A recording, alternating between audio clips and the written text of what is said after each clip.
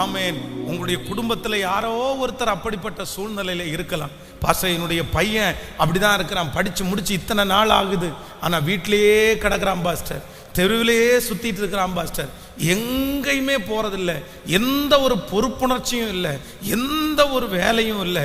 ஆனால் உங்கள் பிள்ளைக்காக ஜெபம் பண்ணும்போது கண்டிப்பாக ஜெபம் பண்ணுங்க. எதுக்கு ஜெபம் பண்ணுங்க அப்படின்னா, என்னுடைய பிள்ளை எப்படி இருக்கணும்னா தரிசனத்தோட பிஸியாக இருக்கணும். ஹல்லேலூயா. அதான் சிலருக்கு வேலையும் இருக்காது, நிற்கிறதுக்கு நேரம் இருக்காது, அப்படி ஒரு கூட்டம் இருக்குது. கேட்டால் என்ன சொல்லுவாங்க, நான் ஆம் சோ பிஸி. இன்னைக்கு முழுக்க என்ன பண்ணீங்க? பிஸி பிரதர், டைமே இல்லை பிரதர். என்ன பண்ணீங்க? என்ன பண்ணீங்க? எழுதுங்க பார்க்கலாம். சிலர் அவங்களுடைய பிஸி உப்புக்கு சப்பில்லாத பிஸி, பிரயோஜனமே இல்லாத பிஸி. 24 மணி நேரம் ஓடிட்டே இருந்தாங்க. ஆனால் எதுக்கு ஓடினாங்கன்னு அவங்களுக்கே தெரியாது. என்ன சம்பாதிச்சிங்க, என்ன பண்ணுனீங்க, அதனால என்ன லாபம், இந்த நேரத்தை செலவு பண்ணது உங்களுக்கு என்ன கிடைச்சி, அதுக்கு ஆன்சரே தெரியாது. ஆனால் ஐயோ எனக்கு நேரமே இல்லைங்க, ஐயோ எனக்கு நேரமே இல்லை. அப்போ காரணமே இல்லாம பிஸியா இருக்கிறதும் அது சரியானது அல்ல. பக்கத்தில் இருக்கிற கையை பிடிச்சு சொல்லுங்க, காரணமே இல்லாம பிஸியா இருக்கிறதும் குட்டிச்சாத்தானுடைய வேலை தான். அது ஒரு நல்ல குட்டிச்சாத்தான். அந்த சில சொல்லுவாங்கல்ல, ஒரு பேய் உட்கார்ந்து அவனை ஆட்டி படைக்குது பாஸ்டர். என்ன அப்படின்னா, சில பசங்களுக்கு வண்டியை கையில கொடுத்தா பெட்ரோலை மட்டும் ஊத்தினா போதும், அவன் நிக்க மாட்டான். ஒருத்தர் ரொம்ப பெருமையா என்கிட்ட சொன்னாரு, பாஸ்டர் நான் இங்கிருந்து டீ சாப்பிட்றதுக்கு ஊட்டி போவேன். எதுக்காமா? ஏன் இங்க எங்கேயுமே அவருக்கு டீ கிடைக்காது. இங்க அதுக்கு இந்த கேத்தி தாண்டி பாலடாவுக்கு முன்னாடி ஒரு இடம் இருக்குது. அந்த இடத்துல அவர் ஒரு டீ கடையை சொன்னார். இங்கேருந்து நான் பைக் எடுத்துட்டு அந்த இடத்துல போய் ஒரு வரட்டி சாப்பிட்டு, வரட்டி இல்லைன்னா ஒரு லெமன் டீ சாப்பிட்டு திரும்பி வருவேன் அப்படின்னு சொன்னார். நான் உடனே கரெக்டாக அந்த கடையினுடைய பேரை நான் ஞாபகம் வச்சுருந்தேன். எங்கன்னா அந்த செக் போஸ்ட் தாண்டின உடனே இருக்குது. ஞாபகம் வச்சுட்டு சரி பிடிச்சி பார்த்துடணும்டா அந்த லெமன் டீ எப்படி இருக்குது, அந்த வரட்டி எப்படி இருக்குன்னு போய், சார் ரொம்ப பெருமையா ஒரு லெமன் டீ கொடுங்க சார். வாயில வைக்க முடியலங்க அந்த டீயை.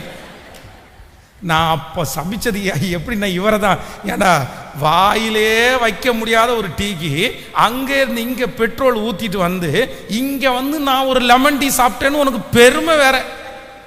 இந்த பெருமையை கொண்டு போய் என்ன சொல்றதுக்கு? அப்போ ஆண்டவருடைய பிள்ளைகளை ஒன்று நினைத்து கொள்ளுங்கள். சிலர் ரொம்ப பிஸியா இருக்கிறாங்க. ஆனா எப்படி பிஸியா இருக்கிறாங்கன்னா, காரணமே இல்லாம பிஸியா இருக்கிறாங்க, நோக்கமே இல்லாம பிஸியா இருக்கிறாங்க, தேவையே இல்லாம பிஸியா இருக்கிறாங்க. அதுல அவங்களுக்கு எதிர்காலம் இல்லை, அதுல என்ன செய்வோன்னு சொல்லல. அப்படி ஏதோ ஒரு அலைகிறீங்க, தரிசனத்திற்காக அலைகிறீங்கன்னு பரவாயில்ல, உங்களுடைய எதிர்காலத்திற்காக அலைகிறீங்க பரவாயில்ல. ஆனா ஒன்று நினைத்து கொள்ளுங்கள், ஆண்டவரே என்னை எப்படி பிஸி பண்ணுங்க அப்படின்னு சொன்னா, காரணம் இல்லாம இல்லை, நோக்கத்தோடு கூட. சொல்லுங்க, எப்படியா மாமா? நோக்கத்தோடு கூட. நான் அவைலபிளா இருக்கணும், நான் நேரடியாக இருக்கணும், நான் பிஸியாக இருக்கணும். இன்னைக்கு நிறைய பேருக்கு இந்த மொபைல் ஃபோன் வந்ததுக்கு அப்புறம் நிறைய பேர் யூடியூப்ல எல்லாம் நிறைய செய்தியை கேட்குறாங்க. பாருங்க, இப்போ கூட லைவ்ல நிறைய பேர் இருக்கிறாங்க. அது ரொம்ப வசதியாயிருச்சு. ஆனால் நிறைய பேர் மொபைலில் பாருங்களேன், அவங்களுக்கு தேவையே இல்லாதது, அவசியமே அற்றது, அதனால பிரயோஜனமே இல்லாததை நிறைய பேர் பார்த்து பார்த்து பார்த்து தங்களுடைய நேரத்தை வீணடிச்சுட்டே இருக்கிறாங்க. ஆனால் மன அழுத்தத்திலிருந்து வெளியே வருவதற்கு 2வது கர்த்தர் கொடுத்துருக்கிற டூல் என்ன அப்படின்னு சொன்னா, நீ எப்பொழுதும் எப்படி இருக்கணும்னா பிஸியா இருக்கணும். ஆபிரகாமையும் லோத்தையும் நீங்கள் ஒப்பிட்டு பார்ப்பீர்களே ஆனால், ஆபிரகாம் வேதம் சொல்லுகிறது, உஷ்ணமான வேளையிலே அவன் கூடாரத்துக்குள்ளே உட்கார்ந்துட்டு இருந்தான். 3 புருஷர்கள் அவனை சந்திக்கும்படியாய் வருகிறார்கள். அவர்களுக்கு எதிர்கொண்டு ஓடி, வேதம் சொல்லுகிறது, எதிர்கொண்டு ஓடி முகம் குப்புற விழுந்து பணிந்து கொண்டு, ஆண்டவன்மாரே என்னுடைய வீடு மட்டும் வாங்க, இளைப்பாருங்க, நீங்க சாப்பிட்டு போங்கன்னு சொல்லி வருந்தி அழைத்தான். ஆனால் லோத்தை குறித்து வேதம் சொல்லுகிறது, சாயந்தர வேளையிலே லோத்து பட்டண வாசலிலே உட்கார்ந்துட்டு இருக்கும் போது அந்த 3 புருஷரையும் சந்தித்தானாமா. ஒரு தரிசனம் உள்ளவன் கூடாரத்தில் உட்கார்ந்து இருக்கிறான், ஒரு தரிசனம் உள்ளவன் தெரு வாசல்ல உட்கார்ந்து இருக்கிறான். தெரு வாசல்ல உட்கார்ந்து இருக்கிறவன் வேதம் சொல்லுகிறது தன்னுடைய குடும்பத்தையே கூட காப்பாற்ற முடியாத அளவிற்கு அவனுடைய வாயில ஜெபம் வரல. அவன் உனக்கு யாராவது சொந்தக்காரங்க இருக்காங்களாப்பா, இந்த ஊர்ல யாராவது உனக்கு வேண்டியப்பட்டவங்க இருக்காங்கன்னு கேட்டா தன்னுடைய மருமக்களை கூப்பிட போகும்போது தன்னுடைய மருமக்களுக்கு அவன் பேசுறது கிண்டலா தெரிஞ்சிருச்சாமா. அவங்க கிண்டல் பண்ணாங்க. ஆனா ஆபிரகாமை குறித்து வேதம் சொல்லுகிறது, துன்மார்க்கரோட சேர்ந்து நீதிமான்களையும் அழிப்பது உமக்கு தூரமா இருப்பதாக என்று திறப்பிலே நின்று ஜெபம் பண்ணினான். கூடார வாசலிலே உட்கார்ந்துட்டு இருக்கிறவங்க வெற்றியா இருந்தாங்க, ஆனா தெருவில் உட்கார்ந்துட்டு இருக்கிறவங்க வெற்றியா இல்லை. எத்தனை பேர் ஆமோதிக்கிறீங்க? உண்மையாய் ஒரு வீட்டில் இருக்கிற ஒரு கணவன் மனைவி ஒரு பிள்ளைகள் யார் கூடாரத்துக்குள்ள இருக்கிறாங்களோ அவங்க ஆசீர்வதிக்கப்பட்டவங்க. ஆமென்.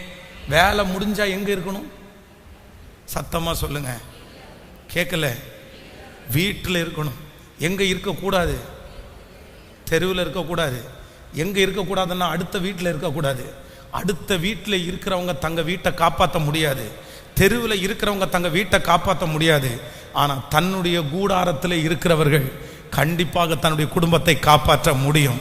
நானும் என் வீட்டாருமோ வென்றால் கர்த்தரையே சேவிப்போம். இப்போ என்ன ஜெபிக்க போறோம் அப்படின்னா, என்ன பிஸியாக்குங்க. எப்படி பிஸியாக்குங்கன்னா நோக்கத்தோடு கூட எனக்கு பலன் தாங்க ஆண்டவரே, சாகிற வரைக்கும் நான் உழைச்சிட்டே இருக்கணும். என்ன நல்லா வைங்க ஆண்டவரே, எனக்கு ரெஸ்ட் அப்படின்றத கண்டிப்பாக இந்த உலகத்தில் இருக்கிறவங்க நிறைய பேர் என்ன கொடுக்குறாங்க அப்படின்னு சொன்னா ரிட்டையர்மெண்ட் கொடுக்குறாங்க. ஆனா ஆண்டவர் உங்களுக்கும் எனக்கும் ரிட்டையர்மெண்ட் கேட்கல. கர்த்தருடைய பிள்ளைகளுக்கு என்னைக்குமே இளைப்பாறுதல் தான். சத்தமா ஆமென். கர்த்தருடைய பிள்ளைகளுக்கு என்னைக்குமே இளைப்பாறுதல். நீ செய்வாய், சமாதானத்தோடே செய்வாய், சந்தோஷத்தோடே நீங்கள் செய்வீர்கள். கர்த்தரிடத்தில் கேளுங்க, எனக்கு ரிட்டையர்மெண்ட் வேணுமா வேண்டாமா? நிறைய பேருடைய வாயிலிருந்து வரவே இல்லை. பாஸ்டர் என்ன நாள் முழுதும் இந்த மாதிரி வருஷம் முழுக்க இப்படி பாடுபட்டே இருக்க சொல்றீங்களா பாஸ்டர்? பிரதர், இந்த ஆசீர்வாதம் இப்ப தெரியாது பிரதர், இப்ப தெரியாது சிஸ்டர். நீங்க இன்னைக்கு சமையல் அறையில் போய் சமைக்கிறது உங்களுக்கு கடினமா இருக்கலாம். ஆனா ஒரு காலத்துல 2 காலும் முடியாம சமையல் அறையில் போய் ஒரு சுடுதண்ணி கூட வச்சு குடிக்க முடியாம கால் பலவீனத்தோட இருக்கிறவங்கள்ட்ட போய் கேளுங்க, அவங்க என்ன ஜெபம் பண்ணுவாங்க தெரியுமா? என்கிட்ட ஜெபம் பண்ணும்போது கூட எதுக்காக ஜெபம் பண்ணுவாங்க தெரியுமா? பாஸ்டர் ஒன்றும் வேண்டாம் பாஸ்டர், என்னுடைய சமையல் அறையில் போய் நான் மனசார என் குடும்பத்துக்கு சாப்பாடு சமைச்சு கொடுக்குற அளவிற்கு என் காலில் ஆண்டவர் பலன் தருகிறதற்காக எனக்கு ஜெபம் பண்ணுங்க. எனக்கு சும்மா வீட்டிலேயே இருக்கிறது எனக்கு கேட்கல, பிடிக்கல. இன்னைக்கு ஒருவேளை உங்களுக்கு கடினமாய் தெரியலாம். ஆனால் எது ரொம்ப ஆசீர்வாதம் அப்படின்னா, நான் சும்மா இருப்பது எனக்கு ஆசீர்வாதம் இல்லை. சும்மா இருப்பது எனக்கு ஆசீர்வாதம் இல்லை. நான் சாகிற வரைக்கும் சுறுசுறுப்பாய் வேலை செய்து கொண்டிருப்பது தான் எனக்கு கர்த்தர் கொடுத்த பெரிய ஆசீர்வாதம். ஹல்லேலூயா. கைகளை உயர்த்தி ஹல்லேலூயா. இப்போ முழு பலத்தோட கேளுங்க, என்னையும் என் வீட்டில் இருக்கிறவங்களையும். இப்போ ஒரு நன்மை தொடரட்டும், எல்லாரும் கேளுங்க, ஆண்டவரே சும்மா இருக்கிற பிள்ளைகளுக்கு ஆண்டவர் ஒரு வேலையை தருவாராக. வீட்டிலேயே பொறுப்பே இல்லாமல் ஒருவேளை இருக்கிற ஒவ்வொரு பிள்ளைகளுக்கும் ஆண்டவர் ஒரு புதிய வழிகளை கர்த்தர் திறப்பாராக. சொல்லுங்க முழு பலத்தோட, என் பிள்ளைய பாருங்க ஆண்டவரே, என் பிள்ளை காரணம் இல்லாம சுத்திட்டே இருக்குதுப்பா, என் பிள்ளை நோக்கமே இல்லாம சுத்திட்டே இருக்குதுப்பா. அவன் கம்பெனிக்கு போறதுக்கு அவ்வளோ லேட் ஆகுது, அவன் வேலைக்கு போறது அவ்வளவு லேட் ஆகுது. இப்படி இருந்தா அவன் என்ன சம்பாதிப்பான்? இப்படி இருந்தா அவனுக்கு என்ன கிடைக்கும்? ஒரு மனசுக்குள்ள ஒரு இது கூட இல்லையே. ஆனா இப்போ அவங்கள சுறுசுறுப்பு படுத்துங்க ஆண்டவரே. சொல்லுங்க, எனக்கு அந்த சுறுசுறுப்பை தாங்க ஆண்டவரே, அந்த கிருபையினால என்ன மூடுங்க ஆண்டவரே. கர்த்தருடைய அனுக்கிரகம். ஹல்லேலூயா. நன்றியப்பா, என்னை தட்டி எழுப்புகிறவர், என்னை பலப்படுத்துகிறவர்,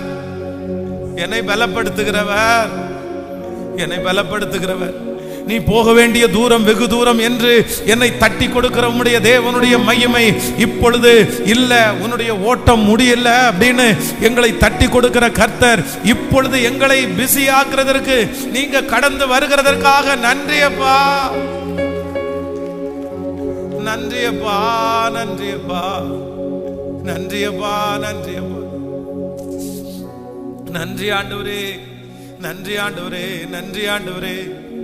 என் பலனாகிய கர்த்தாவே, உம்மையை நம்பி உள்ளே, கைவிடப்படுவதில்லை. என் பலனாகிய கர்த்தாவே, நான் உம்மையை நம்பி உள்ளே, கைவிடப்படுவதில்லை. ரொம்ப அழகான பாடல். என் கால்கள் சறுக்கும் போதெல்லாம் உங்க கிருபை என்ன பண்ணுதுன்னா தாங்குது. ஹல்லேலூயா. உங்க வீட்டுல யாருமே என்ன பண்ணக்கூடாது? உங்க வீட்டுல யாருமே என்ன பண்ணக்கூடாது? கேட்கல. எங்க அம்மாவுக்காக உண்மையிலே ஆண்டவருக்கு ரொம்ப நன்றி செலுத்துகிறேன். எங்க அம்மா மேல எனக்கு ரொம்ப கோபம் இருந்துச்சு. என்ன கோபம் இருந்துச்சு அப்படின்னு சொன்னா, 5:30 மணி 5:30 என்ன பண்ணுவாங்கன்னா, நாங்க வீட்டை விட்டு வெளியில வராண்டால தான் படுத்திருப்போம். வீட்டுக்குள்ளே படுக்க முடியாது, ஒரே ரூம் தான் இருக்குது. அங்கே அக்கா அங்கே படுத்திருப்பாங்க. ஸோ அவங்க உள்ளே படுத்துருக்கிறதுனால எங்கள் அம்மா அப்பா படுத்திருப்பாங்க, அக்கா படுத்திருப்பாங்க. நாங்கள் 3 பசங்களும் வெளியே தான் படுத்திருப்போம். 5:30 மணிக்கு எங்கள் அம்மா ஒரு 5 மணிக்கு பால் மாடு வளர்த்துனாங்க. மாடுக்கு பால் கறக்கிறதுக்காக எங்கள் அம்மா 5 மணிக்கு வெளியே போவாங்க. 5 மணிலேருந்து ஒரு 5:30 மணிக்குள்ளே எங்கள் அம்மா பால் கறந்து முடியும். 5 மணிக்கு எங்கள் அம்மா கிராஸ் ஆகும்போது நாங்கள் கீழே வராண்டில் படுத்து கிடப்போம்ல, போகும்போதே ஒரு மிதிச்சு தான் போவாங்க. 5 மணிக்கு போகும்போதே 5:30 அந்த பால் கறந்து முடிச்சுட்டு வருவாங்க பாருங்களேன். கால் வச்சு ஒரு எத்துவாங்க பாருங்க எங்க காலில். ஏய் என்ன எந்திக்கலையா, என்ன எந்திக்கலையா? நம்ம என்னதான் இருந்தாலும் அந்த சின்ன வயசு தூக்கம் ரொம்ப அதிகமாக வரும்ல. நம்ம முடக்கிட்டு படுத்திருக்கும் போது, நீ எந்திரிக்கல அப்படின்னா நான் தண்ணியை ஊற்றிடுவேன் அப்படின்வாங்க. சரி, இவங்க எங்க தண்ணியை ஊற்றிடுவாங்கன்னு நினைப்பாங்க. ஒரு குடம் தண்ணியை எடுத்து அப்படியே ஊற்றிடுவாங்க. எத்தனையோ நாள் காலையில் எழும்பும்போது நனைஞ்சிட்டே எழும்பியிருக்கிறோம். அவ்வளோ கோபம் வரும். சே, தூங்க கூட விட மாட்டீங்களே. என் லைஃப்லையே மத்தியானம் தூங்கினதே இல்லை பாருங்களேன். நான் 10th +2 படிக்கிற வரைக்கும், காலேஜ் முடிக்கிற வரைக்கும் மத்தியானம் தூங்கினதே இல்லை. ஒரே ஒரு நாள் என்ன அப்படின்னு சொன்னால், 10th ஃபெயில் ஆகிடுவேன்னு எனக்கு தெரிஞ்சிச்சு. எனக்கு ரிசல்ட் வர்ற அன்னைக்கு எனக்கு ஃபெயில் ஆகிடுவேன்னு தெரிஞ்ச உடனே வீட்டில் கண்டிப்பாக பிரச்சனை பண்ணுவாங்கன்னு தெரியும். ஒரு நாளைக்கு முன்னாடியே எங்கள் அம்மா அப்பாட்ட சொல்லிட்டேன், இதை பாருங்க மம்மி, பாருங்கம்மா, +2 படிக்கிற புள்ள ஃபெயில் ஆயிடுச்சுன்னு போன வருஷம் தற்கொலை பண்ணிட்டாங்களாமா, இந்த பையன் தற்கொலை பண்ணிட்டான் அப்படின்னு 2-3 ஸ்டோரி எங்கள் அம்மாட்ட சொல்லிட்டேன். ஏன் அப்படின்னா எனக்கு தெரியும் நான் என்னதான் ஆக போகிறேன், ஃபெயில் ஆக போகிறேன். இவங்க அம்மாலாம் அடித்தாங்கன்னா கண்ணு முன்னு தெரியாமல் அடிச்சிருவாங்க. அப்பாவும் அப்படிதான். அதனால் அன்னைக்கு மத்தியானம் ரிசல்ட் வருது. ஒரு 12 மணிக்கு வராண்டால படுத்துட்டேன், நிம்மதியாக தூங்கிட்டேன். எங்கள் அம்மா ரொம்ப பயந்துட்டாங்க. சரி, இவன் பாட்டுக்கு ஃபெயில் ஆகிடுவான், நம்ம பாட்டுக்கு எதாவது அடிச்சிட்டோன்னா இவன் தற்கொலை பண்ணி செத்து போயிட்டானா என்ன பண்ணுறேன்னு நினச்சா தெரில. இன்னைக்கும் மறக்க முடியாது. லைஃப்லேயே மத்தியானம் நிம்மதியாக தூங்கினது 10th ஃபெயில் ஆன அன்னைக்கு. அப்போது அவ்வளோ கோவம் வரும், அவ்வளோ கோவம் வரும். ஏய் என்ன போல, எதுக்கு வெளியே இருக்க, எதுக்கு வீட்டுக்குள்ளே இருக்கிற, வாழைக்கு தண்ணி வேணாம், தண்ணி எடுக்க வேணாம், எதுக்கு வீட்டில் இருக்கிற? ஒரு நாள் கூட வீட்டில் இருக்கிறதுக்கு அனுமதிச்சதே இல்லை. ஆனால் அன்னைக்கு கஷ்டமாக இருந்துச்சு. இன்னைக்கு நான் சந்தோஷப்படுறேன். எதுக்கு தெரியுமா? அன்னைக்கு அவங்க கற்பித்து கொடுத்த பாடம் நன்மைக்கானது. உங்களுடைய வீட்டில் எல்லாரும் இது குருவி மாதிரி. குருவி பாருங்க, காலையில் அந்த வீட்டில் காலையில் சத்தம் போட்டுட்டு அந்த வீட்டை விட்டு கிளம்பி போகுது. ஆனால் அந்த குருவி தன்னுடைய கூண்டுக்குள்ளே வர்றதுக்குன்னு ஒரு டைம் சொல்லுங்களேன் வச்சிருக்குது. அந்த குருவி ஒரு நாள் ரெஸ்ட் எடுத்துச்சுன்னா, ஒரு நாள் கூண்டை விட்டு வெளியே போகலன்னா, அந்த குருவிக்கு அன்னைக்கு என்ன இல்லைன்னா சாப்பாடே இல்லை. அந்த குருவி மழை நிற்கணும்னு சொல்லி கத்துது. அந்த குருவி காற்றடிக்க கூடாதுன்னு கத்துது. காரணம் என்ன அப்படின்னா, நான் எங்கே போகணும்? நான் என் கூண்டை விட்டு, சொல்லுங்களேன், கூண்டை விட்டு வெளியே போகணும். எத்தனையோ இடங்கள்ல காக்கா கூடு கட்டி இருக்கு, குருவி கூடு கட்டி இருக்குது, கழுகு கூடு கட்டி இருக்குது. எல்லாத்தையும் நீங்க பார்த்துருப்பீங்க. எந்த காக்காவது, எந்த குருவியாவது, எந்த கழுகாவது தன்னுடைய கூட்டை லாங் லைஃப் வச்சிருந்ததா நீங்க பார்த்தீங்க அப்படின்னா கண்டிப்பா வச்சிருக்காது. அந்த குருவி எவ்வளோ நாள் அந்த கூண்டை வச்சிருக்கோம் அப்படின்னு சொன்னா, தன்னுடைய முட்டையை போட்டு பொறிச்சு அந்த குஞ்சு பறக்க தெரிகிற வரைக்கும் தான் என்ன இருக்கும்னா, குருவிக்கு கூண்டு தான் பிள்ளைகளுக்கு செய்தது இருக்கும். அதுக்கு பிறகு அந்த குருவி என்ன பண்ணாதுன்னா, தன்னுடைய குஞ்சுகளுக்கு கூடு, கழுகு கூட வச்சுக்காது. கிளம்பு, வீட்டை விட்டு கிளம்பு, நீ வீட்டை விட்டு கிளம்பு, நீ வெளியே போயிட்டு வா, நீ வெளியே போயிட்டு வா. யாரையும் குற்றப்படுத்தல. எந்த அம்மா எந்த அப்பா தன்னுடைய பிள்ளைய வெளியவே போக விடாம, கஷ்டமே படக்கூடாதுன்னு நினைச்சு தன்னுடைய முந்தானையில முடிஞ்சு வைக்கிறாங்களோ, அந்த அம்மா அந்த பிள்ளையினால நீங்க ரொம்ப வருத்தப்படுவீங்க, ரொம்ப வருத்தப்படுவீங்க. பாஸ்டர் இப்படி சொல்றாரேன்னு நினைச்சு என் மேல கண்டிப்பா நீங்க கசந்து கொள்ளாதீங்க. உங்க பிள்ளைகளுடைய நன்மைக்குத்தான் நான் சொல்றேன், நன்மைக்கு தான் சொல்றேன். ரெபேக்காளை குற்றப்படுத்துறோம் நம்ம எல்லாரும். ரெபேக்காள் மோசமானவா, ரெபேக்காள் சரியில்லை, ரெபேக்காள் தன்னுடைய தகப்பனாரை வஞ்சித்து தன்னுடைய பிள்ளைய துரத்துறதுக்கு காரணமா இருந்தாங்க. ஆனா நான் ரெபேக்காளை என்ன யோசிக்கிறேன் அப்படின்னா, யோசேப்பு குணசாலியும் கூடாரவாசியும். யோசேப்பு யாக்கோபு தன்னுடைய அம்மா அவனுடைய முந்தானையை விட்டு எங்கேயுமே போகல. அம்மா அம்மா அம்மா அம்மா பின்னாடியே போயிட்டு இருந்தான். ஆனா அந்த அம்மா என்ன நினைச்சிருக்கலாம் அப்படின்னா, இந்த பிள்ளை இப்படியே என் முந்தானையே பிடிச்சிட்டு வந்தா கண்டிப்பா இந்த பிள்ளையால நிக்க முடியாது, இந்த பிள்ளை சவால்களை சந்திக்க முடியாது, பிரச்சனையை சந்திக்க முடியாது, இந்த பிள்ளையை எப்படியாவது வீட்டை விட்டு வெளியே ஏற்றணும். அதனாலதான் கூட இந்த பிளான் பண்ணிருக்கலாம். இல்லப்பா நீ வீட்டை விட்டு வெளியே போப்பா, நீ வீட்டை விட்டு வெளியே போப்பா, என் கூட இருக்க வேணாம். ஒரு விதத்துல அந்த அம்மாவுடைய தியாகம் தான் யாக்கோபு பின்னாடி 12 பிள்ளைகளை பெற்றெடுத்து சன்னதியை பெற்றெடுக்கிறதுக்கு காரணம் அந்த அம்மாவுடைய தியாகம் தான். எந்த அம்மாவாவது பிள்ளைகளை எதுக்குமே போக விடாம, எதையுமே செய்ய விடாம, பிள்ளை மேல இருக்கிற ரொம்ப அளவு கடங்காத பாசத்தினால பிள்ளையை எந்த விதத்திலையும் கஷ்டப்படுத்த கூடாதுன்னு எந்த அம்மா நினைச்சாலும், உங்களை பாரத்தோட கெஞ்சி கேட்கிறேன், நீங்க தயவு செய்து உங்க பிள்ளைகளை பாடுபடுகிறதற்கு, கஷ்டப்படுவதற்கு, அவமானப்படுவதற்கு, வேலை செய்கிறதற்கு கண்டிப்பா உங்க பிள்ளைகளை மோட்டிவேட் பண்ணுங்க. அவனுடைய எதிர்காலம் ரொம்ப நல்லா இருக்கும். யாராவது அவனை திட்டுனாங்க அப்படின்னு சொல்லி உங்கள்கிட்ட சொல்லும் போது பிள்ளைய பார்த்து சொல்லுங்க, உலகத்துல அப்படி திட்டதாப்பா செய்வாங்க, திட்டதாப்பா செய்வாங்க, அப்படிதான்ப்பா இருக்கும். யாராவது தண்டிச்சாங்க அப்படின்னு சொன்னா உங்க பிள்ளைக்கு அப்படிதான்ப்பா இருக்கும், அதான்ப்பா உலகம். தோத்துட்டு வந்தாங்கன்னா ஆமாப்பா தோல்வி வந்துட்டு தான்ப்பா இருக்கும். அந்த மாதிரி எந்த அம்மா அப்பா எந்த குடும்பத்துல வளர்த்துறாங்களோ அவங்க பிள்ளைங்க தான் நல்லா இருக்குமே தவிர, உங்க பிள்ளைய ரொம்ப நாள் பாடுபடாம உங்க முந்தானையில வச்சுக்க கேட்கல. சத்தமா சத்தமா கேட்கல, கேட்கல இல்லையே. முடியாதுன்ற வார்த்தை நிறைய பேர் வாயில வரலையே. பிள்ளையா இருந்தாலும் பொண்ணா இருந்தாலும், பிள்ளையா இருந்தாலும் பொண்ணா இருந்தாலும் என் மடியில வச்சு வளர்க்கறதுக்குன்னு ஒரு காலம் இருக்குது, தோளில் சுமக்கிறதுக்குன்னு ஒரு காலம் இருக்குது. அதே நேரத்தில் அவன் ஒரு பிள்ளைய தோளில் சுமக்கிற ஒரு சூழ்நிலை வரும்போது என்னையும் சேர்த்து அவன் சுமக்கணும்னு எதிர்பார்க்க கூட நம்மளால முடியாது, முடியாது. என் பிள்ளை எனக்கு இல்லை, கொஞ்ச நாளைக்கு தான் எனக்கு, கொஞ்ச வருஷம்தான் எனக்கு, அதுக்கப்புறம் என் பிள்ளை எனக்கு. சத்தமா பக்கத்தில் கையை பிடிச்சி சொல்லுங்க, கொஞ்ச வருஷம்தான் என் பிள்ளை எனக்கு. நிறைய பேர் சொல்றத பார்த்தா கல்யாணமே பண்ணி கொடுக்க மாட்டீங்க போல தெரியுது. கொஞ்ச நாள் தான் என் பிள்ளை எனக்கு, அதுக்கப்புறம் என் பிள்ளை எனக்கு இல்லை. அதனால தான் ஆண்டவர் நமக்கு சொல்றாரு, உன்னை நான் தாங்குவேன், உன்னை நான் ஏந்துவேன், உன்னை நான் சுமப்பேன், உன்னை தப்புவிப்பேன். ஹல்லேலூயா, ஹல்லேலூயா, ஆமென் சொல்லுங்க பார்க்கலாம். என் வீட்டுக்குள்ள ஒரு குருவி மாதிரி எல்லாரும் அப்படியே போயிட்டு திரும்பி எல்லாரும் அந்த வீட்டுக்குள்ள அப்படியே அடைஞ்சு, நானும் என் வீட்டாருமோ வென்றால். நான் நம்புறேன், இந்த பலிபீடத்திலிருந்து உங்களை ஆசீர்வதிக்கிறேன்.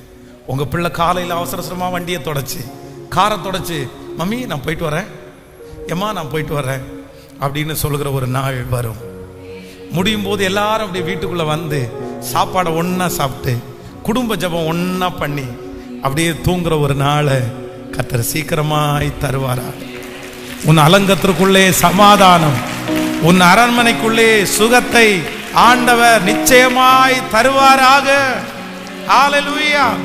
ஒவ்வொருத்தருக்கும் ஒவ்வொரு பொறுப்பு, ஒவ்வொருத்தருக்கும் ஒவ்வொரு வேலை, ஒவ்வொருத்தருக்கும் ஒவ்வொரு அங்கீகாரம், ஒவ்வொருத்தருக்கும் ஒவ்வொரு ஸ்தானம், ஒவ்வொருத்தருக்கும் ஒவ்வொரு சம்பாத்தியம், ஒவ்வொருத்தருக்கும் ஒவ்வொரு தலைமைத்துவத்தை ஆண்டவர் கிருபையாய் கர்த்தர் தருவாராக. ஆமென். வயதானவர்கள் வரையிலையும், சின்ன பிள்ளையிலிருந்து வயதானவர்கள் வரையிலையும் கர்த்தர் இந்த உலகத்தில் இருக்கும்போது ஒரு பொறுப்புகளை கர்த்தர் தந்து அந்த பொறுப்புகளுக்காய் ஓடுகிற ஒரு பாக்கியத்தை கர்த்தர் கிருபையாய் எனக்கு கர்த்தர் தருவாராக. ஹalleluya. எத்தனை பேர் ஆமோதிக்கிறீங்க? சேர்ந்து பாடலாமா? என் பலனாகிய கர்த்தாவே, நான் உம்மையே நம்பி உள்ளேன். என் கால்கள் சறுக்கும் போது இந்த பாட்டை பாடும் போதே ஜெபம் பண்ணுங்க. எல்லாரையும் பிஸி ஆக்குங்க ஆண்டவரே, என்ன பிஸி ஆக்குங்க ஆண்டவரே. ஒரு 4 செவத்துக்குள்ள நான் அடைஞ்சு கிடக்கிறேன். எனக்கு பைபிளை நான் எழுதணும், நான் வேதத்தை தியானிக்கணும், என் டைமை நான் ரொம்ப யூஸ்ஃபுல்லா செலவு பண்ணணும். அந்த மாதிரி ஒரு கிருபையை கர்த்தர் தாரும் என்று கரங்களை தட்டி பாடி ஹalleluya. கரங்களை மேல தட்டி ஆமென். எல்லாரும் உற்சாகமாக ஹalleluya.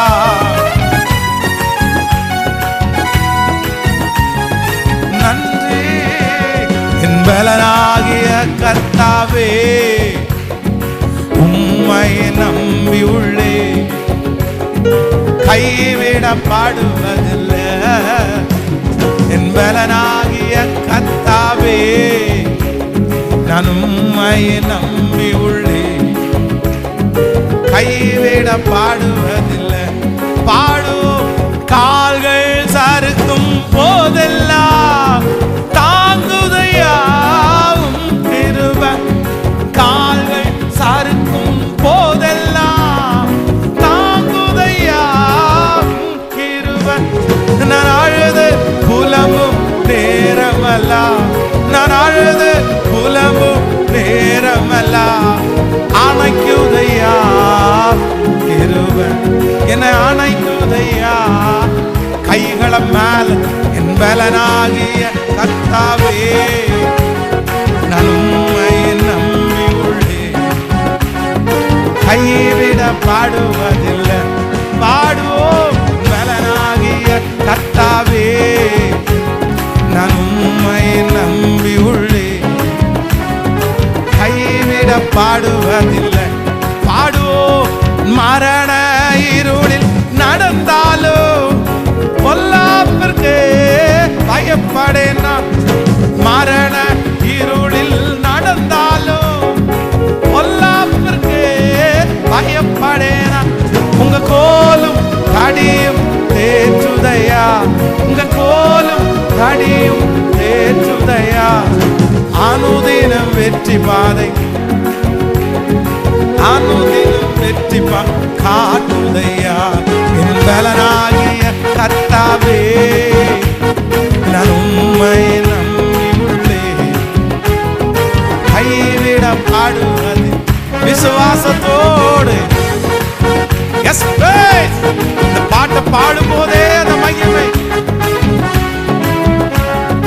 கைவிடப்படுவது உம்மாலே, உம்மாலே ஒரு சேனைக்குள்ளே பாய்ந்து நான் சென்றிடுவேன். உம்மாலே பாய்ந்து நான் சென்றிடுவேன். உம்மாலே ஒரு மதிலின் மேல், உம்மாலே ஒரு மதிலின் மேல் தாண்டி நான் சென்றிடுவேன். தாண்டி நான் சென்றிடுவேன். என் பலனாகிய கர்த்தாவே, நான் உம்மை நம்பி உள்ளேன். விசுவாசத்தோடு பாடுவோம். என் பலனாகிய கர்த்தாவே, நான் உம்மை நம்பி உள்ளேன். கைவிடம் பாடு திரும்ப திரும்ப. என் பலனாகிய கர்த்தாவே, நான் உம்மை நம்பி உள்ளேன். கைவிட ஒரு விசை கூட என் கால்கள் சறுக்கும் போதெல்லாம் தாங்குதையா. என் கால்கள் சறுக்கும் போதெல்லாம் உம் கிருபை. நான் அழுது புலம்பும் நேரமெல்லாம், நான் அழுது புலம்பும் நேரமெல்லாம் அணைக்குதையா, என்ன அணைக்குதையா உம் கிருபை. என் பலனாகிய கர்த்தாவே, நான் உம்மையை நம்பி உள்ளே, கைவிடப்படுவதில்லை. எல்லாரும் பாடுவோம், இயேசுவே நான் உங்களையே நம்புறேன், நான் கைவிடப்படுவதில்லை. பாடுவோம், என் பலனாகி கர்த்தாவே,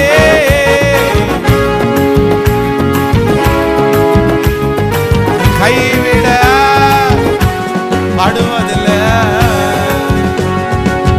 ஹல்லேலூயா. கைகளை உயர்த்தி ஹல்லேலூயா சொல்லலாம். மன அழுத்தத்திலே ரொம்ப அதிகமாய் பாதிக்கப்பட்டு 2004 ஒரு கவுண்டம்பாளையத்தில் அந்த ரூமுக்குள்ள அடைஞ்சு கிடக்கும் போது, இதிலிருந்து எப்படி வெளியே வர்றது அப்படின்னு எனக்கு தெரியாத போது, ஆண்டவரே என்னுடைய இருதயத்துக்குள்ள பேசுறது மாதிரி இருந்துச்சு. நீ இந்த செவத்துக்குள்ள இருக்கிற வரைக்கும் இதுல இருந்து நீ வெளியே வர முடியாது. நீ எப்படியாவது நீ ஓவர் கம் பண்ணணும்னா நீ வெளியே வந்து தான் ஆகணும். நீ பிஸி ஆகணும். இங்கேயே நினைச்சு நினைச்சு நினைச்சு உள்ளே படுத்துட்டு இருந்தேன்னா இது நாளுக்கு நாள் உன்னை டவுன் பண்ணும் அப்படின்னு என் இருதயத்தில் பேசுறது மாதிரி நான் ஃபீல் பண்ணேன். நிறைய நேரம் பைபிள் வாச்சேன், நிறைய நேரம் ஜோம் பண்ணேன், நிறைய நேரம் பாட்டு கேட்டேன். ஆனால் கொஞ்சம் ஃப்ரீ டைம் நிறைய கிடச்சிருச்சு.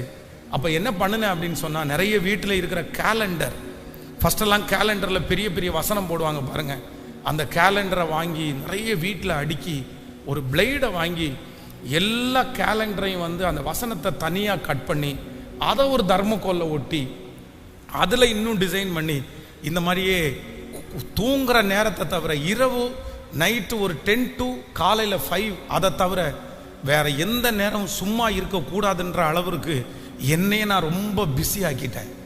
என்னையே நான் ரொம்ப மோட்டிவேட் பண்ணி நானே வேலையெல்லாம் செய்ய ஆரம்பித்தேன். அப்படியே டிசைன் பண்ணி பண்ணி பண்ணி பண்ணி நிறைய ஒட்ட ஆரம்பித்தேன். எனக்கே கஷ்டமாக தான் இருந்துச்சு. ஏண்டா நீ ஊழியத்துக்குன்னு வந்தவன் இந்த மாதிரியெல்லாம் பண்ணிட்டு இருக்கேன்னு. ஆனால் என்னமோ நான் சும்மா இருக்கக்கூடாதுன்ற மாதிரி என் மனசில் தோணிருச்சு. ஆனால் கொஞ்ச நாளைக்குள்ளேயே பார்த்தீங்க அப்படின்னா என்னையே நான் ரொம்ப அப்படியே ஆக்டிவேட் பண்ணி பண்ணி பண்ணி அந்த மாதிரி செஞ்சதுனால அந்த வசனத்தை அழகுபடுத்தி கட் பண்ணி எனக்கு முழுக்க முழுக்க அந்த தனிமை உணர்வு என்னை விட்டு சுத்தமாக போயிருச்சு. அடுத்த 3 மாதத்துக்குள்ளே வீட்டுக்குள்ளே இருந்தவன் வெளியே வர ஆரம்பிச்சிட்டேன். வெளியே இருந்தவன் தெருவா இறங்கி ஆண்டவருடைய ஊழியத்தை செய்ய ஆரம்பித்தேன். அதுக்கப்புறம் கோயம்புத்தூரில் இருக்கிற இடங்கள் நிறைய இடத்துக்கு போய் பாட்டிலில் தண்ணி எடுத்துகிட்டு போய் ஜெபம் பண்ண ஆரம்பித்தேன். அப்படியே கர்த்தர் என்ன ரொம்ப ஆக்டிவ் பண்ணார். அந்த பெரிய மன அழுத்தத்திலிருந்து கர்த்தர் வெளியே கொண்டு வருவதுக்கு ஒரு டூலாக எதை பயன்படுத்தினார்னா, என்னுடைய அந்த பிஸியை ஆண்டவர் பயன்படுத்தி என்னை ரொம்ப அழகாய் கர்த்தர் கொண்டு வந்தார். அன்னைக்கு ரூமில் இருக்கும்போதெல்லாம் 2 கையையும் உயர்த்தி கெஞ்சி நான் ஜெபம் பண்ணுற ஒரு ஜெபம் என்ன அப்படின்னா, ஆண்டவரே என்னை எப்படியாவது என்ன பண்ணுங்க அப்படின்னா, என்னை பிஸியாக்குங்க ஆண்டவரே, என்னை பிஸியாக்குங்க ஆண்டவரே, என்னை பிஸியாக்குங்க ஆண்டவரே. இதை மட்டும்தான் நான் ஜெபம் பண்ணேன். ஆனால் இன்றைக்கி நான் நினைக்கிறேன், இன்றைக்கி சில நேரத்தில் தூங்குறதுக்கு கூட நேரம் இல்லை, சாப்பிட்றதுக்கு நேரம் குறைவாக இருக்குது.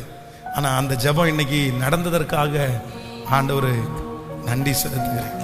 ஹல்லேலூயா. 41 வயசில் என் ஃபேமிலியில் என் வம்சத்தில் யாருமே பிஸியாக இல்லாத இருக்க முடியாத அளவிற்கு கர்த்தர் என்னை பிஸியாக வச்சிருக்கிறத நினச்சி நான் ரொம்ப சந்தோஷப்படுகிறேன். பெரிய பெரிய படிப்பாளிகள் இல்லாத பிஸியை கர்த்தர் எனக்கு தந்திருக்கிறதற்காக கர்த்தருக்கு நன்றி செலுத்துகிறேன். எத்தனையோ பெரிய பெரிய தலைவர்களுக்கு கூட இல்லாத பிஸியை கர்த்தர் எனக்கு தந்திருக்கிறதற்காக ரொம்ப பெருமைப்படுறேன். படுத்து கிடந்தாலும் உடல்நிலை சரியில்லாமல் இருந்தால் கூட உள்ளுக்குள்ளே இருக்கிற ஆவி இல்லை, நீ போய் நிற்கணும் இல்லை, நீ போய் செய்யணும் இல்லை, நீ ஓடணும் இல்லை, எந்திரிச்சிரு, அவ்வளோதான், ஃபீவரோடு ஓடி போயிரு, அந்த ஃபீவரும் ஓடியே போயிரு. ஆமேன்னு சொல்லுங்க. நமக்கு இந்த குற்றப்படுத்தலை, இந்த மாசமாக இருக்கிறாங்கல்ல பிள்ளைகள், அந்த டைமில் ரொம்ப கேர் எடுக்கணும், அது உண்மைதான்.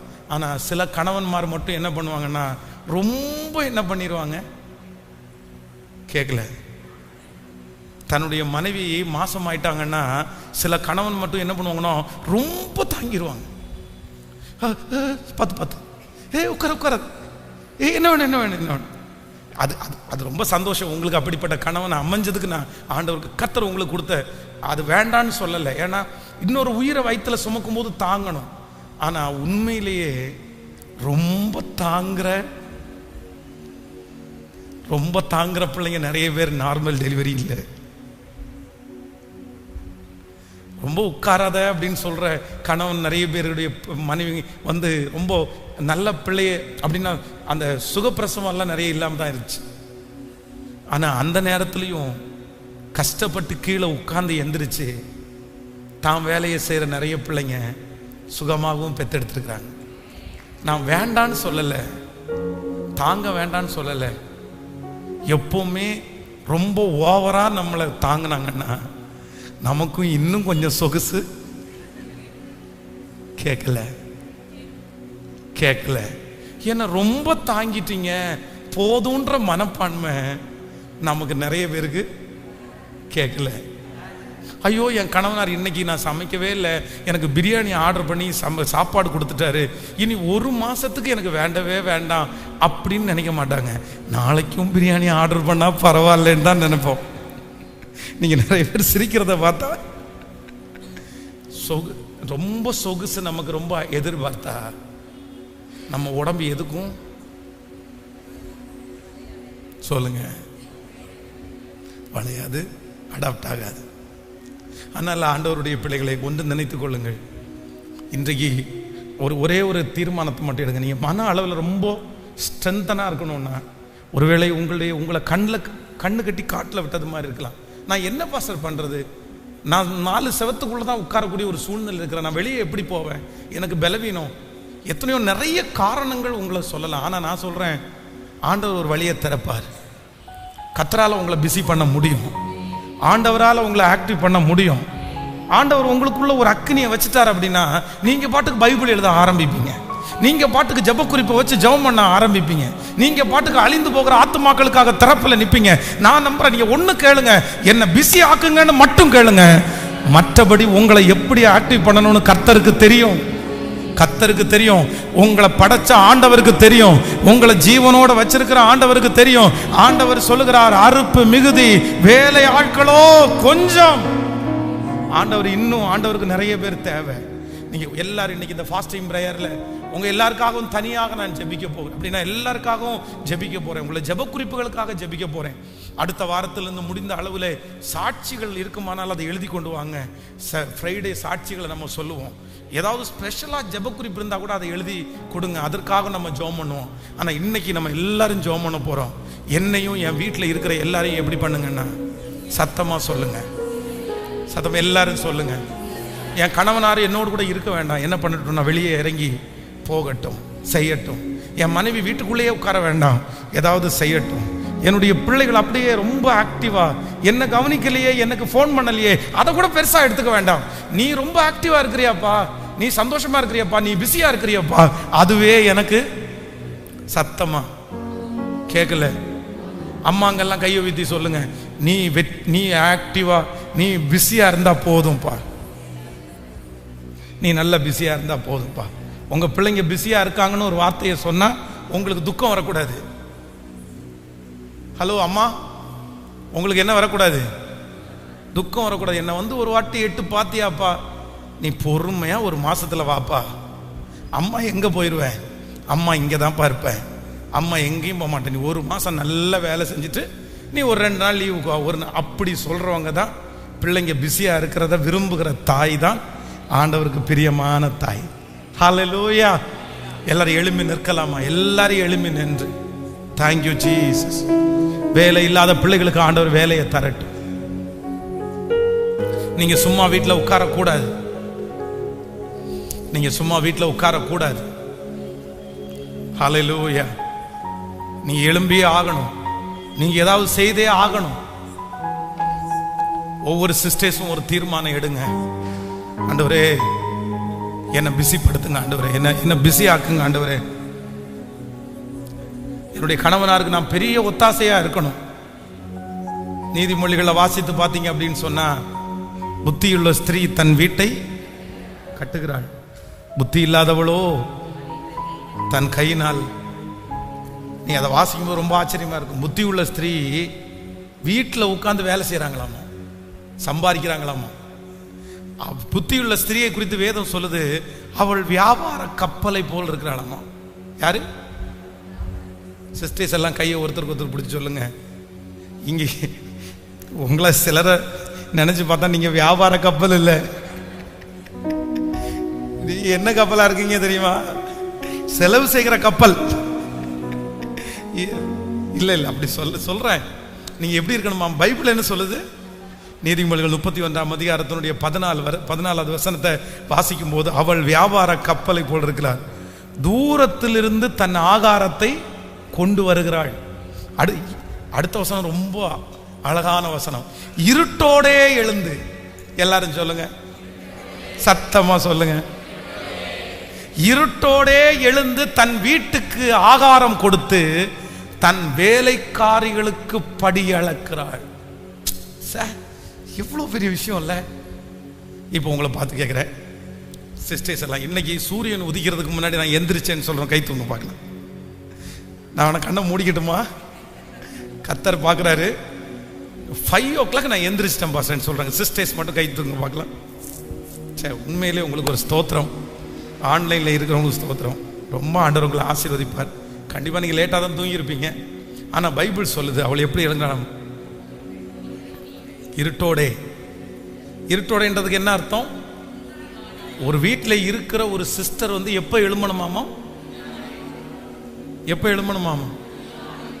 சூரியன் உதிக்கிறதுக்கு முன்னாடி. சிலருக்கு மூஞ்சில பட்டாதான் கணவனார் எந்திரிச்சு ஸ்கிரீனை தள்ளி, சூரியனே கொஞ்சம் என் மனைவியின் முகத்திலே பிரகாசி, என் மகளுடைய முகத்திலே பிரகாசி அப்படின்றது மாதிரி தான் இருக்குது.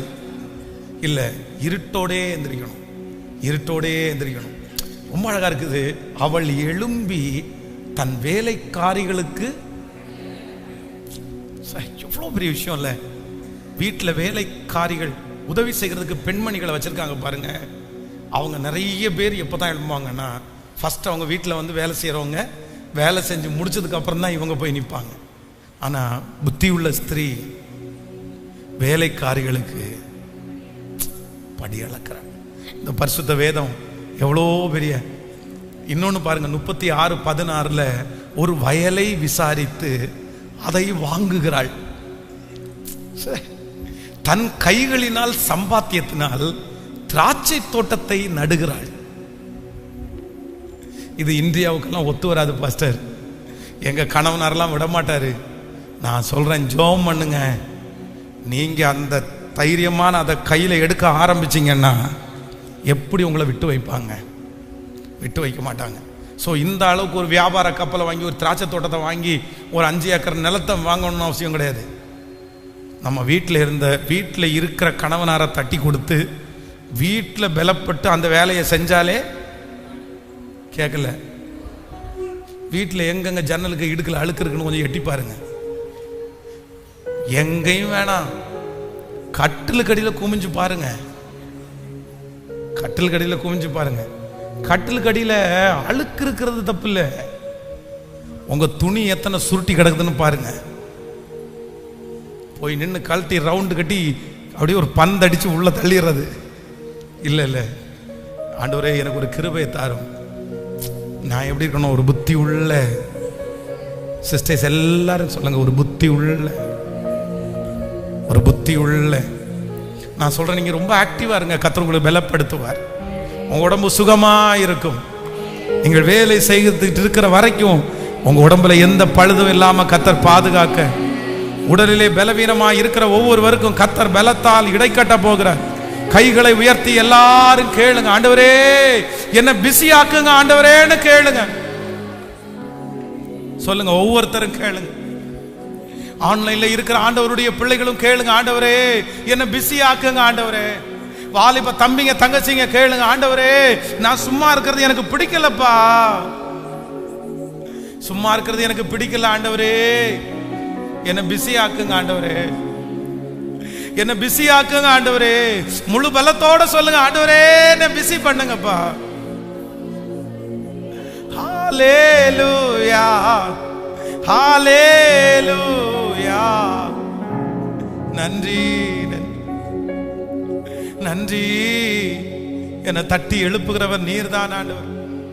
என்னை ரொம்ப தூரம் கொண்டு போகிறவர் நீர்தான் ஆண்டவரே. இந்த இடத்துல படுத்து கிடக்கிறது எனக்கு பிடிக்கல, இந்த இடத்துல அடைஞ்சு கிடக்கிறது எனக்கு பிடிக்கல, இந்த இடத்துல கட்டப்பட்டு கிடக்கிறது எனக்கு பிடிக்கல. இந்த இடத்தை விட்டு நீங்க என்ன எழுப்பணும், நீங்க என்ன எழுப்பி நிறுத்தணும், என்ன நீங்க தைரியப்படுத்தணும் ஆண்டவரே. எனக்கு முன்பாக இருக்கிற காரியத்தை நான் செய்யணும். இந்த பலவீனத்தின் மத்தியில நான் செய்யணும் ஆண்டவரே. இந்த சுகவீனத்தின் மத்தியில நான் செய்யணும் ஆண்டவரே. இந்த பிரச்சனையின் மத்தியில நான் செய்யணும் ஆண்டவரே.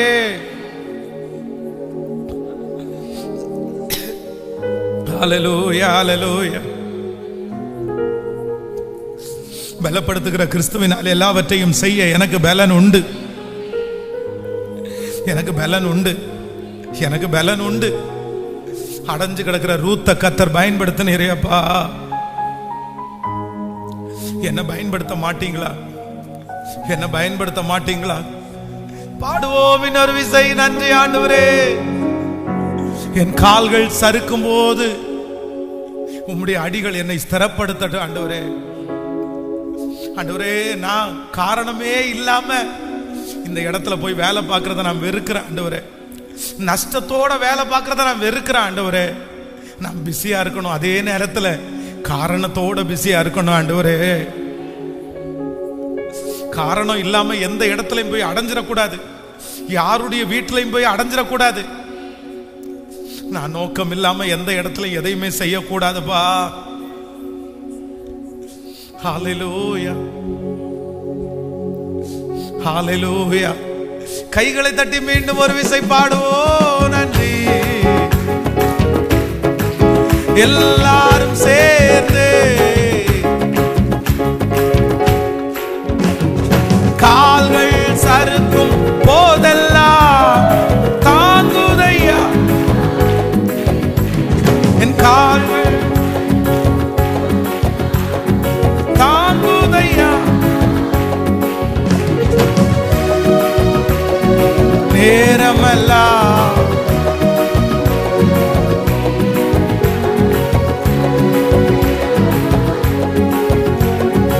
அணைக்குதையா கைகளமால பலனாகிய கர்த்தாவே.